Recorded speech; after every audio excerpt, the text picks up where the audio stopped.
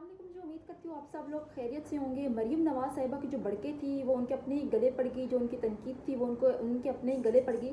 कुछ दिन पहले उन्होंने तकरीर की और उस तकरीर में उन्होंने कहा कि बिलावल साहब जब भी सिंध में कोई ऐसी ऐसे हालात आ जाएं या सैलाब से तबाहकारियाँ हो जाए तो वो वफाक से डिमांड करते हैं, वो वज़ीर आज़म शहबाज शरीफ से ये डिमांड करते हैं कि आप जाके बैरून मुल्क जाके इमदाद मांगे, जाके पैसे मांगे।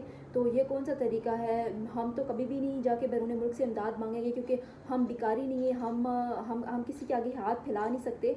तो उन्होंने कहा है कि सबसे ज़्यादा अभी जो कि है वो सैलाब इफेक्टेड हुआ है, लेकिन फिर भी बिलावल भुट्टो साहब कहते हैं, वफाक से ये मुतालबा करते हैं कि आप BISP के प्रोग्राम को दोबारा बहाल करें ताकि लोगों को 10 से 15 हज़ार रुपये मिले। और जबकि बिलावल साहब का ये कहना है कि 10 से 15 हज़ार रुपये में लोगों का ज़्यादा नहीं तो कुछ ना कुछ तो गुजारा हो जाए ताकि लोग थोड़े बहुत तो खुश हो जाएं। लेकिन मरीम साहिबा ये कहती हैं कि मैं पंजाब में 10 से 15 हज़ार रुपये नहीं दूंगी, मैं 10 से 15 लाख रुपए देना चाहूँगी ताकि लोगों को थोड़ा बहुत रिलीफ फ्राहम हो सके, लोगों को थोड़ा बहुत जनिए गुजारा हो सके। 10 से 15 हज़ार रुपये में लोगों का कुछ भी नहीं बन सकेगा। तो उन्होंने कहा कि मैं नवाज़ शरीफ साहब की बेटी हूँ, मैं नवाज़ शरीफ की बेटी हूँ और कभी किसी के आगे हाथ नहीं फैलाऊंगी, जो कुछ करूँगी अपने दम पे करूँगी।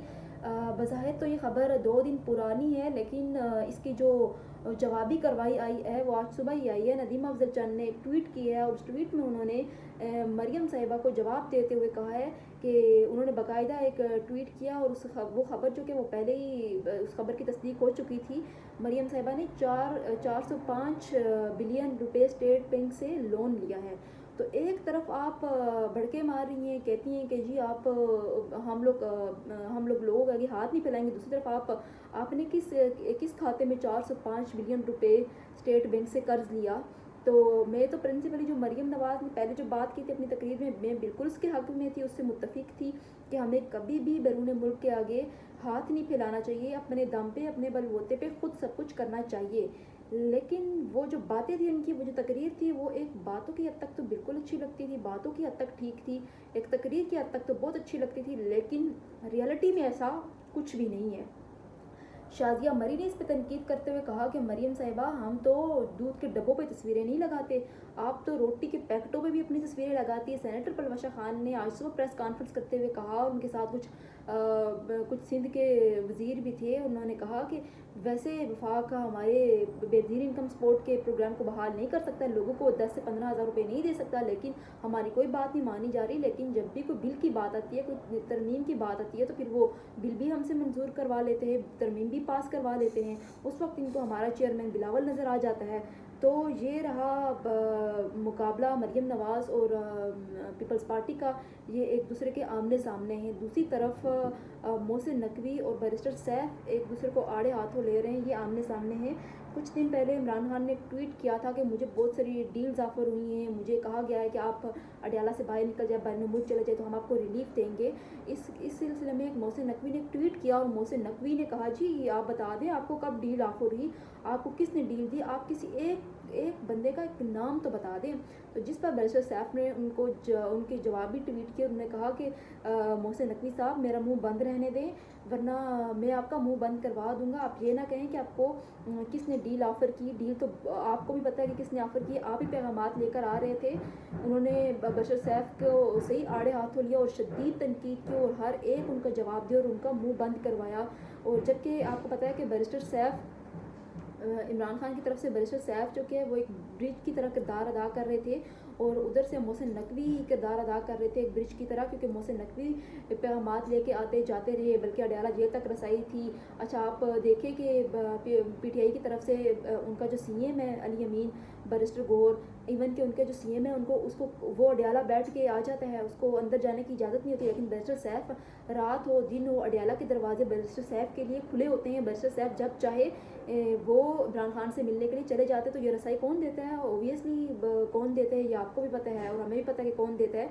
तो ये बात तो उन्होंने बिल्कुल ठीक की है। अब बैरिस्टर सैफ ने तो मोहसिन नकवी को जवाब दे दिया है। ये अब मुकाबला हो गया अब बैरिस्टर सैफ और मोहसिन नकवी का, लेकिन मोहसिन नकवी की तरफ से अभी तक कोई जवाब नहीं दिया गया। दूसरी तरफ ख्वाजा आसिफ को अपनी ही सोबती का सामना करना पड़ा।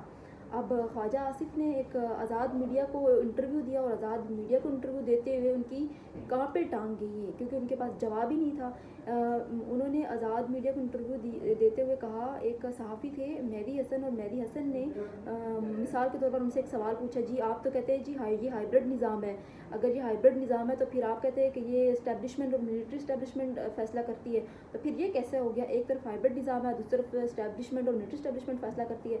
तो वहाँ फिर ख्वाजा आसिफ साहब कहते हैं, जी मैं वो ऐसे ऐसे ऐसे करते बस ख्वाजा साहब आए बारिश आए, जवाब ही कोई नहीं। दूसरी तरफ फिर उन्होंने दूसरा सवाल किया कि इमरान खान एक पॉपुलर लीडर है, फिर आप कहते हैं कि इनकी इसकी मकबूलियत नहीं है। तो उन्होंने कहा, जी बिल्कुल इमरान खान की मकबूलियत है। अब मकबूलियत इमरान खान की है, इमरान खान पॉपुलर लीडर है, ये तो ख्वाजा आसिफ ने कह दिया, लेकिन फिर वो सोचों में पड़ गए कि यार ये तो मैंने क्या कह दिया, ये तो मैंने कह दिया कि इमरान खान तो पॉपुलर लीडर है, अब मेरी हुकूमत तो मुझे ही आड़े हाथों लेगी। फिर उन्होंने कहा, जी नहीं जी, मेरा मतलब था वो इमरान खान पॉपुलर लीडर है, लेकिन अब ऐसा नहीं है, अब तो मैं करते। फिर उन्होंने कहा कि जी हमारे अब वो हालात बदल चुके हैं, क्योंकि पहले मकबूल था अब नहीं है, क्योंकि अब इकनॉमिकली स्टेबिलिटी आई है तो खान की मकबूलियत कम हो गई है। अब वो सोहेल बड़ाई वाली बात है कि मकबूलियत है या फिर कबूलियत है, ये तो सबको पता है, खान की मकबूलियत तो है, इनकी कबूलियत है, यानी कि इस हुकूमत की कबूलियत है और ख़ान की मकबूलियत है। ये एक अहम बात सोहेल बड़ाइश ने भी की थी, लेकिन ये इस बात का जवाब ख्वाजा आसिफ के पास नहीं था। अच्छा, फिर उन्होंने उस मेहदी हसन साहब ने सवाल पूछा ख्वाजा आसिफ से कि क्या जो इमरान खान को सज़ा दी जा रही है वो सही है? तो उन्होंने कहा, जी वो तो मुझे भी 6 महीने बेगुनाह सज़ा दी गई थी, तो वो फिर उस वक्त भी ये सही नहीं था। तो फिर मेहदी हसन ने उनको एक तो इसमें फंसाया, फैसला साजी में फंसाया, हाइब्रिड निज़ाम में फंसाया, और दूसरा उन्होंने खान के हवाले से उनको फंसाया कि आप अगर कहते हैं कि मुझे 6 महीने की गलत सज़ा सुनाई दी गई, गलत फ़ैसले हुए, तो फिर इमरान खान के भी फिर गलत फ़ैसले हुए, फिर अभी उसको भी गलत सज़ा सुनाई जा रही है, गलत तरीके से जेल में रखा जा रहा है, बेगुनाह जेल में रखा जा रहा है। तो फिर ख्वाजा साहब कहते हैं कि जी वो तो हमारी हुकूमत ऐसा नहीं है, वैसे ऐसे आए बारिश है, यानी कि वो बिल्कुल चुपचाप ख्वाजा आसिफ की ज़ुबान ही बंद हो गई है। अच्छा, 6 महीने जो ख्वाजा आसिफ को सज़ा दी गई थी, उसमें जो आलिया नीलम थी, इन्होंने पूरी तरह ख्वाजा आसिफ साहब को फेवर दी थी और उन्हें बचा लिया था। उस वक्त के जो नैब के प्रोसिक्यूशन थे वो बुखारी साहब थे, और बुखारी साहब ने तो ख्वाजा आसिफ को फंसाने की कोई कोशिश, कोई कसर छोड़ी नहीं थी कि ख्वाजा आसिफ साहब फंसे ना। लेकिन फिर आलिया नीलम और जो शहबाज साहब हैं, उन्होंने इन्हें बचा लिया। तो जब उन्होंने इन्हें बचा लिया तो फिर ख्वाजा साहब का वो केस जो कि है वो फंस गया। हालांकि ख्वाजा आसिफ जो उस वक्त जो केस था, जो उन पे आमदन से ज़ायद जो असासों का केस था, वो बिल्कुल सही था, वो बिल्कुल एक्यूरेट केस था, लेकिन आलिया नीलम और शहबाज साहब ने उन्हें बचा लिया। जबकि नैब के जो प्रोसिक्यूटर थे उस वक्त बुखारी साहब, उन्होंने उनको कोई कसर छोड़ी नहीं थी, लेकिन ख्वाजा आसिफ साहब की लक अच्छी थी। अच्छा, यहाँ एक सवाल बनता है कि ख्वाजा आसिफ साहब इधर पाकिस्तान में अपने साथियों को तो इंटरव्यू नहीं देते, अपने टॉक शोज़ में जितने भी हैं उधर तो आप इंटरव्यू नहीं देते, लेकिन जो आप बाहर बैरून मुल्क जाते हैं वहाँ आप मुँह उठा के किसी को भी इंटरव्यू देते हैं। हम कुछ दिन पहले की बात है कि साथ साथ शहबाज शरीफ साहब बड़ा इमेज बना रहे हैं अपने। शहबाज शरीफ साहब फील्ड मार्शल है आसिम मुनीर, वो एक पाकिस्तान का बड़ा इमेज बना रहे हैं। मिसाल के तौर पर ट्रंप से मुलाकात और गैर मुल्कियों के दौरे, और वो पाकिस्तान की एक बड़ी वाह मची हुई है, हर जगह एक बड़ा अच्छा इमेज है।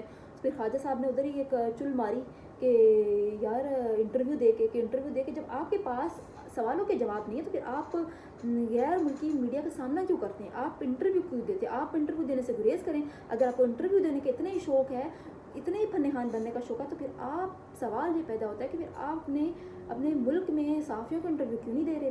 यहाँ तो पाकिस्तान में आपने सिर्फ अपने मन पसंदीदा सिर्फ 2 चैनल्स रखे हुए हैं जिनको आप इंटरव्यू देते हैं, वो आपके फरमाइशी चैनल्स हैं, लेकिन आप बाकी किसी को इंटरव्यूज़ नहीं देते। अभी कुछ दिन पहले की बात है कि पार्लियामेंट में एक सहाफ़ी ने ख्वाजा आसिफ साहब से सवाल किया कि नेपाल के हवाले से, तो ख्वाजा आसिफ साहब के पास जवाब नहीं था। तो ख्वाजा आसिफ साहब ने पूछा कि यार मेरी बात सुनो, तुमने मुझसे ये सवाल क्यों पूछा?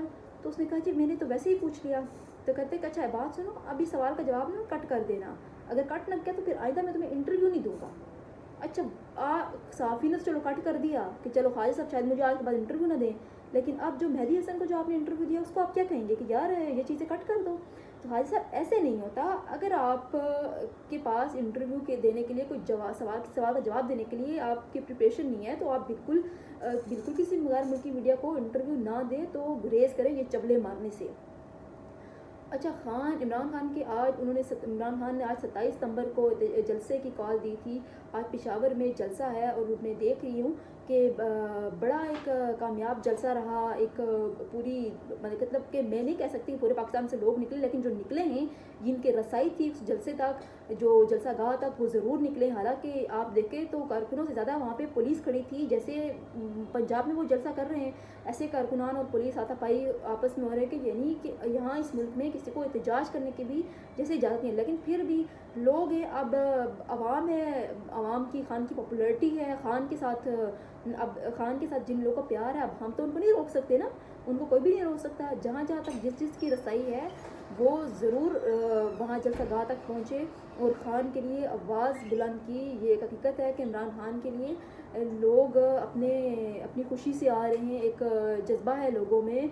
लेकिन लोग बेशक हज़ार बातें हुकूमत करे, हज़ार बातें लोग कहें, इनकी गिरफ्तारियाँ हों, लेकिन लोगों के दिल में जो खान के लिए एक प्यार है, एक जज्बा है, वो खान की जो कबूलियत है वो कम नहीं हो रही। इजाज़त दीजिए, खुदा हाफ़िज़।